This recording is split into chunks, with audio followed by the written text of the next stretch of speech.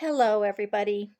My name is LaShawn Miner, and I have been asked by my fellow counselors through the schools of District 60 to please represent them. We are all coming with our voice to be able to advocate for ourselves in the instances of work that's not related to our profession. We are educated counselors, trained to be able to represent the kids at full capacity. And that does not mean some of the things that we're doing outside of the scope of our work.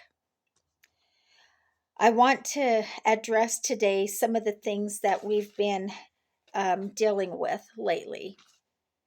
So, one thing that we had was they're asking us to do lunch monitoring on a constant basis.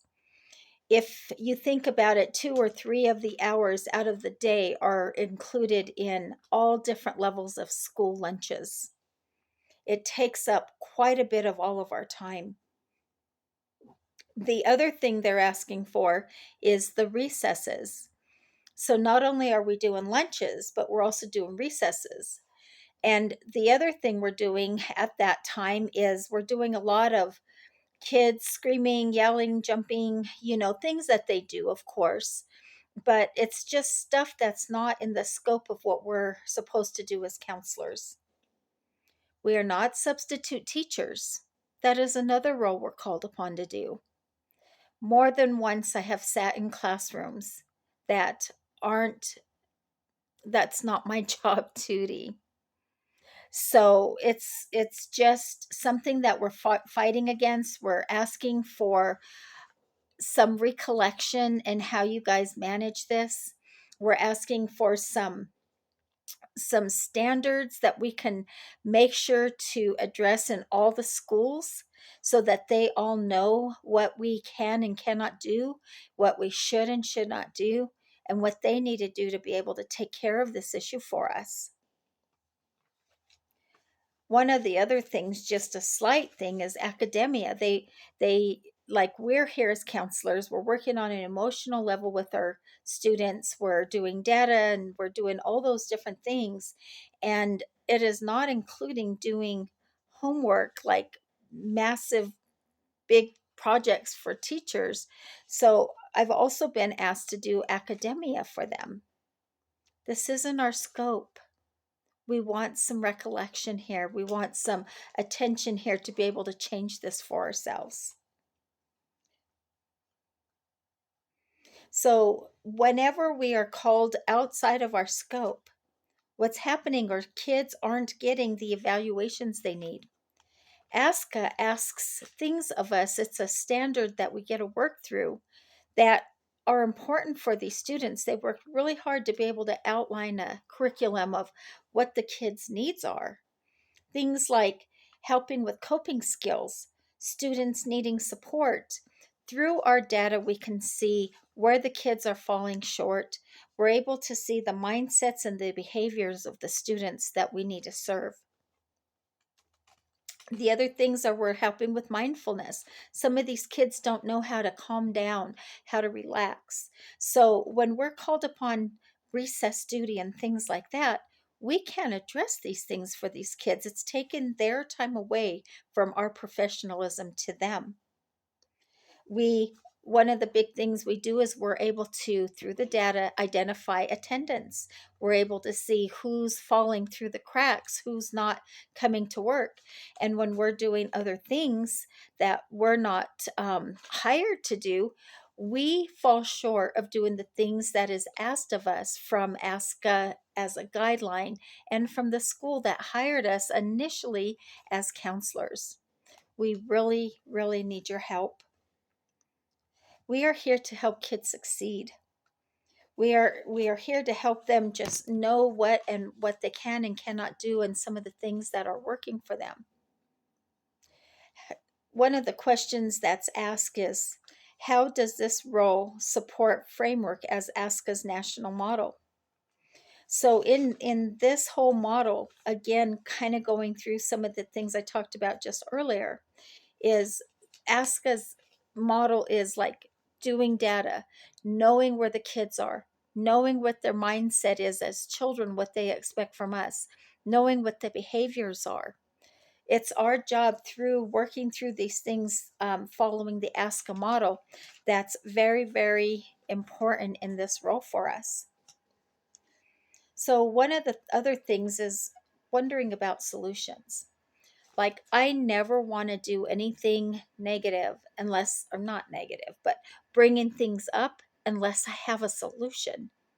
And some of the things that the other teachers and I have come up with are very helpful and a great idea to really look at these things seriously. Some of the possible solutions are discussing and identifying the problems to the schools themselves so that they know where our stand is. So we will, as counselors, reach out to our faculty, to the administration in our schools, to be able to see what we're talking about and be able to see what we're missing out on.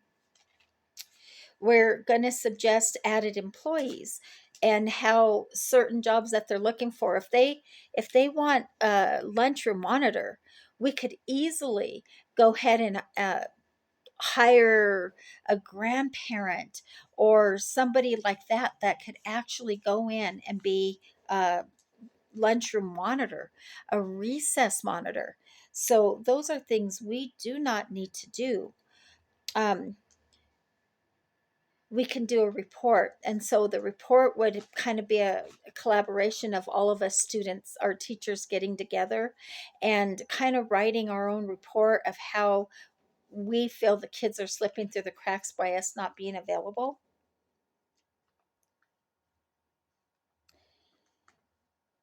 One of the other ideas that I kind of came up with is because we can see the need is there, because until the school could actually bring in somebody to take over these positions, I personally am okay offering like the most an hour a day. I think that's doable. I think that could be a win-win. I think especially until they're looking when they find somebody, I believe that's something I could do a reach out and actually accomplish for the school. So one of the other important things is I've talked mostly about the little guys, but I want to address the high school students. I want to address that how not being able to be available for the high school students. So with the students there, we're addressing the same issues, but what's happening is now we're actually serving as career counselors.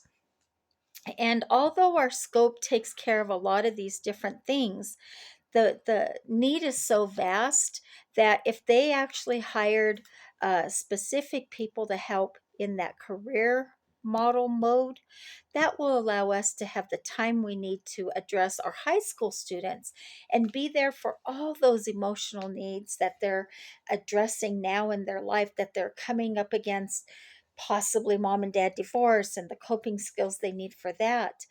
And starting to be tardy now, starting to think that getting jobs is more important than their education. We're here to catch those crucial moments for those students. And as long as we're doing the other things that's not within our scope, we're missing that for them. We're in essence letting them down. I want to just again speak today.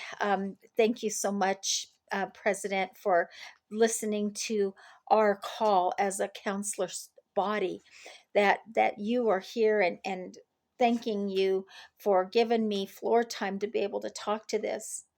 I trust that you guys will hear our voice. I trust that you will, like we do, see how important this is to our students. I trust that you will reach out to the school and make sure that schools as a whole in this school district, that they will see how important our jobs are as counselors and that they will address the need to be able to bring on extra people to be able to serve the extracurricular things that we're getting called upon to do. I want to again thank you so much. We're honored to be able to be heard, and we trust that you will do the things right that we need for this, for all of our student body. Thanks again.